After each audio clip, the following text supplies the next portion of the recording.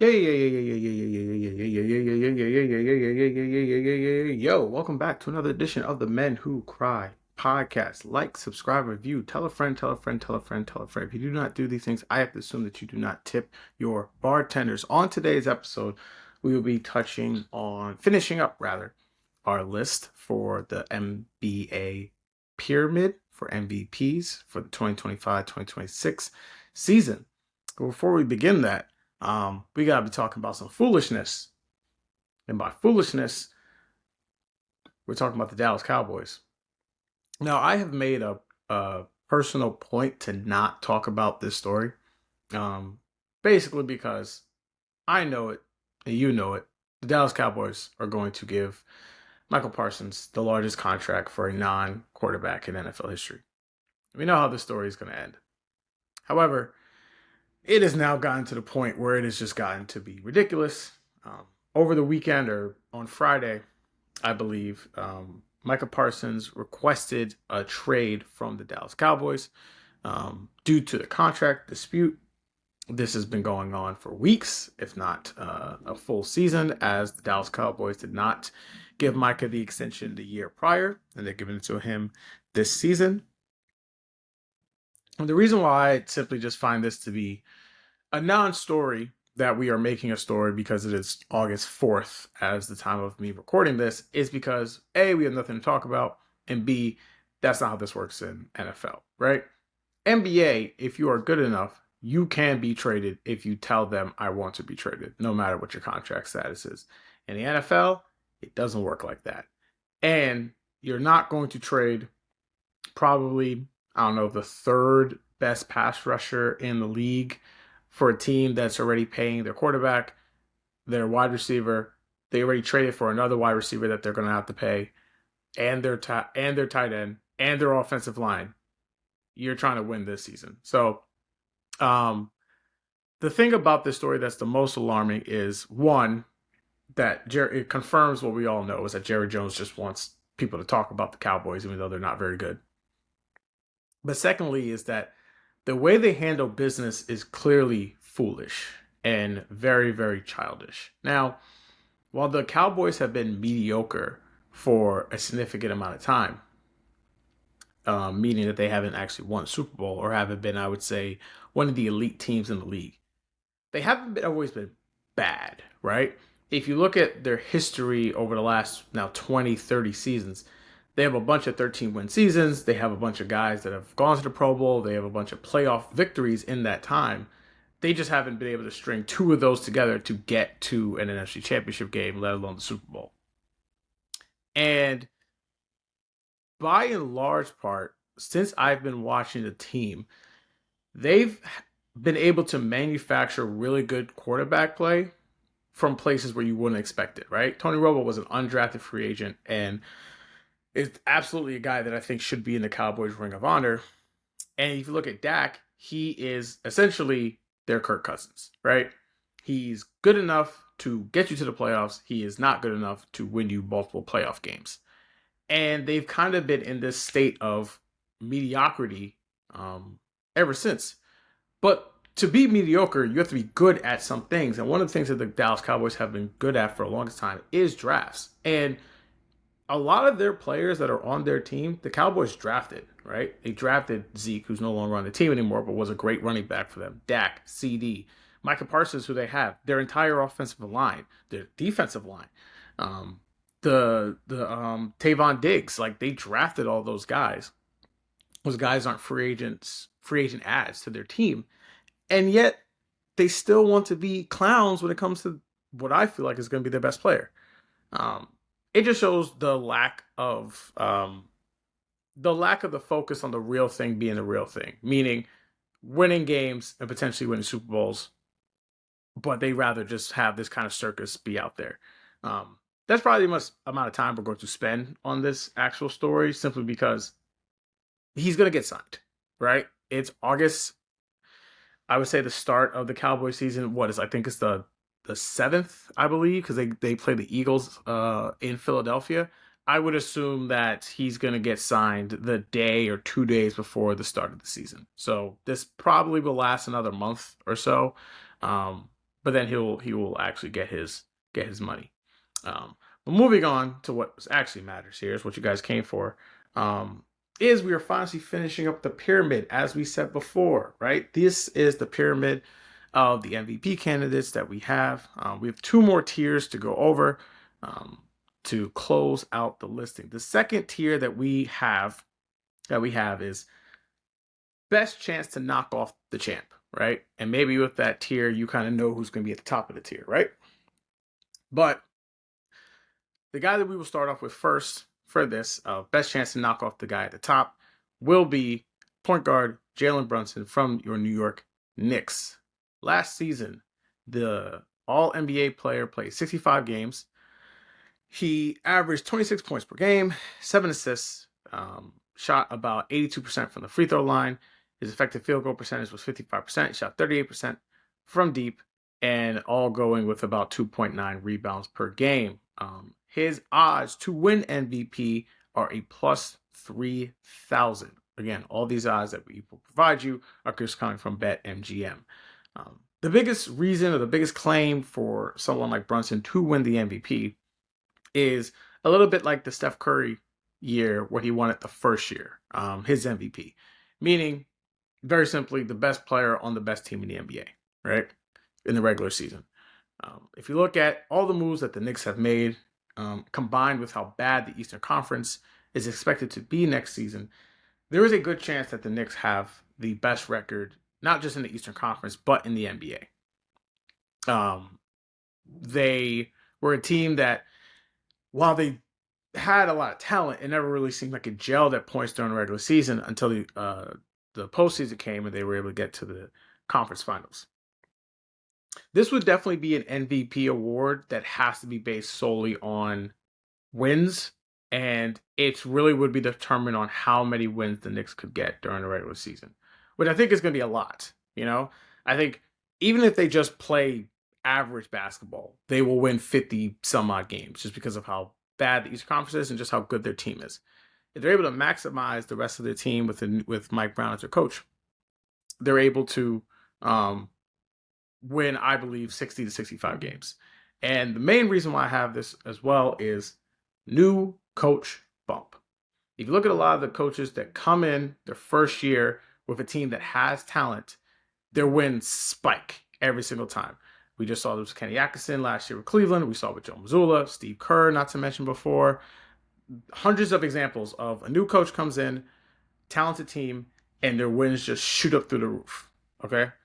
If he is going to ever win an MVP, I think this season would be the season that would make the most sense for him to be able to get this one. And I think he does have a good chance to get it. I absolutely feel like he's going to have a top 4 MVP finish. I think the Knicks are going to have the best record in the NBA this season. And I think that he will be able to challenge the next two guys that we are about to mention on this list for the MVP. The next guy that we're talking about, still on the same tier as Brunson of best guy to challenge, is the 3-time MVP, Nikola Jokic. Jokic last season averaged a triple-double, which I feel like we don't, like, maybe because Westbrook broke our brains. Well, yeah, like, I think because Westbrook broke our brains on the idea of getting triple-doubles, like, this just happened and no one really talked about it. He averaged 29.6 points per game. He averaged 10 rebounds, 12.7 assists. First team All NBA again. Last season, his effective field goal percentage was essentially 63%, 57% from the field. He shot 41% from three last season. Here is a guy who we are getting into the territory of wondering, can this guy crack maybe being a top 15, top 12, maybe a top 10 player of all time? And Simmons and I think it was Zach Lowe were having the kind of this discussion about Jokic, right? Because I absolutely feel like he has a great chance to win MVP again next season. If he does win MVP, it'll be a 4-time MVP. But if they don't win the championship, and let's say he ends his career with 1 ring, how exactly will we view him, right? I don't know off the top of my head if we have a guy who's won that many MVPs but that little championships, right? Because if you think about the guys that have won three, four, five, all of them have at least 3 rings. Larry Bird has 3, Michael Jordan has 6, Magic Johnson has 5, LeBron's got 4. These are rings, not MVPs per se. But I don't think anyone who watched this guy play is like, oh, he just. It's not the Harden effect where you think this guy like falters or doesn't come up clutch or isn't to do that. You look around, it's like, damn, they ain't no got a lot of people around this dude to help him get to where he needs to be to win these championships. So Jokic is honestly, I think, as great and as dominant as he is, it's going to somehow be a way where you just have to have watched him play to understand the dominance. But I do think his playoff success matters. I do think that him not potentially getting, another ring is really possible. And a little low key fact that I really think is possible is I don't think he's going to be a guy that's going to play 20 seasons in the NBA. I don't. He doesn't seem to be like a Luka, where Luka seems to, I think, embrace more of America or American culture or whatever. As we talked about him just being around New York this past week, just going around trying to promote his Jordan brand. Jokic just goes back home. And if everyone saw the video of him playing with his horses, that man just loves playing with his horses and living a great and relaxing life. And again, to be honest, that sounds incredible, right? And how many seasons does this guy want to play? I mean, he's just turned 31, I believe. I'm gonna double check his age. No, he'll be 30 next season. So, not even 30 years old yet. You would think, especially with a guy with his type of game, you would think he can play another 10 seasons. It's not like he's out here with his athleticism, and it's not like his defense is good, per se. I just think he's a guy that you can easily see having a 20-year career, but I don't know if is that what he wants.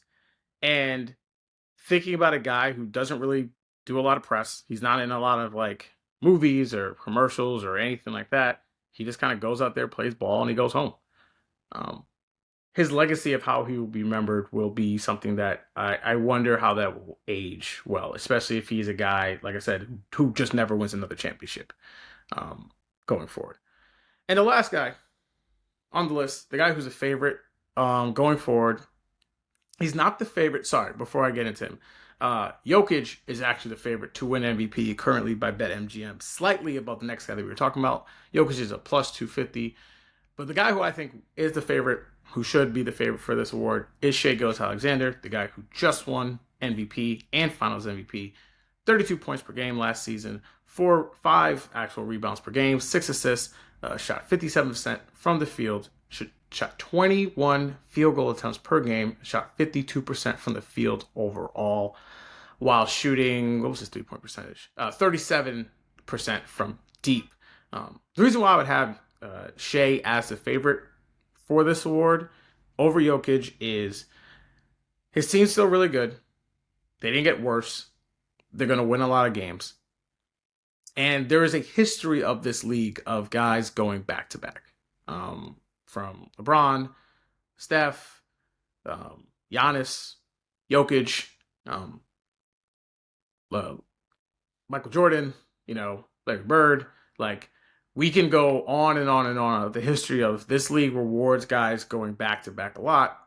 And while I don't necessarily think Shai has to improve in any way, I think if he kind of just puts up relatively the same numbers that he did last season, and let's say they have the best record in the league, especially if they're in the Western Conference, the conference that everyone knows is the more dominant conference, I think he'll go ahead and be the back-to-back MVP. And Rachel Nichols brought up a point of, is Shai Gilgeous-Alexander already a Hall of Famer right now? I think you have to say that he is, just for the fact of, once you win a championship and you've won an MVP and you were the Finals MVP, that alone enough gets you in. I don't know if we have anyone who has that type of resume, at least, and is not in the Hall of Fame. And also, it's the Basketball Hall of Fame. It's not that hard to get into the Hall of Fame. But the idea is of, I never think we really appreciate, like, how high up can this guy climb, right? Like, if he wins another MVP or he wins another championship, right? Is he potentially maybe the best guard in the post Steph Curry era, right? Is this now going to be the Shea Alexander era, taking the baton of I'm the best point guard of this time, right? If you look at Steph, he was able to crack, I think, most people's top 12. Maybe some people think Steph Curry is a top 10 player of all time. Um, Shea would have a lot of work to be able to get into that space. Now he's still fairly young. This is still his prime. Um, and he's got the team around him that you would think if there's anyone that's going to be able to recreate a dynasty, it's going to be the Oklahoma City Thunder. But is he going to be the guy that's going to be considered one of the top 20 players of all time? And I don't think necessarily we thought about him in that way. I mean, he's very good. I think a lot of people thought he was very good. Maybe some people thought he should have gotten the MVP last season. But now it's like a reality that this guy might creep into territories that I don't think anyone ever really thought or kind of put him in that space before. Um, and like I said before, he's a plus 280 to repeat as MVP. And I do think these are the three guys who I do think will be in the top three. Bias wise, I would like for Jalen Brunson to get the MVP. But if I take it away, I think Shea has the best chance just because I think his team is going to win a lot of games in the regular season. While I don't necessarily think they're going to have the best record in the league next season, I think they'll have the best record in the Western Conference. And to me, that's enough maybe to push someone out like Brunson or keep Jokic at bay, if Jokic averages a triple-double again for next season. Kind of just depends on the record of his team. So that's the pyramid for you guys. We did it. 3 episodes. A lot of good stuff. I hope people put some betting odds out there for you guys. And that's the pyramid who I think it is going to be. The last thing that we're going to do is a final announcement for engagement time, right? Where I'm just trying to get you guys to listen until some real sports start getting played again. So a lot of people have been doing their top 25s of something, right? Top 25 athletes of the year, top 25 moments of the last 25 years, top 25, you name it, right? So on this pod, we're obviously going to do this as well. And over the next couple episodes, we will be breaking down the top 25 butterfly moments in sports, right? So what do we mean by that? So this will not necessarily just include plays, right? There are a lot of plays that have happened that while they were impactful, they might have won a game or won a series or won a championship. They weren't necessarily, I would say, a butterfly moment, something that necessarily changed the course of either how we viewed a player, a franchise, or even the sport itself. No, we are looking at 25 things that happened over the last 25 years that completely altered something in a player's career, in a franchise's history, or maybe even for the city. So we'll be going through that over the next couple of weeks. We'll be dropping those episodes at the same time that we do every single time. And that will lead us right up to Labor Day, hopefully, if I did my math correctly. And then we will get right back into the watching the live sports and talking about what's happening with that. But that's the plan. Excuse me. That's the plan for the next couple of episodes. And I'm really excited about this because I jotted down a decent amount of moments that I think have happened. I'm going to try and look for a few more. And then the hard part is going to be trying to order these because some of these I forgot about. Some of these I had to really go back and decide on. And it's all the sports, it's not just the big 4 sports or the big sports we talk about on this one. We were talking about every single sport that we could find out there that takes place in North America. And seeing how those moments kind of change the course of the way people feel about things. So yeah, again, stay tuned for that. And like I said before, thank you guys again for listening to the Men Who Cry podcast. Like, subscribe, review, and I'll catch you guys in a couple of days. All right, peace.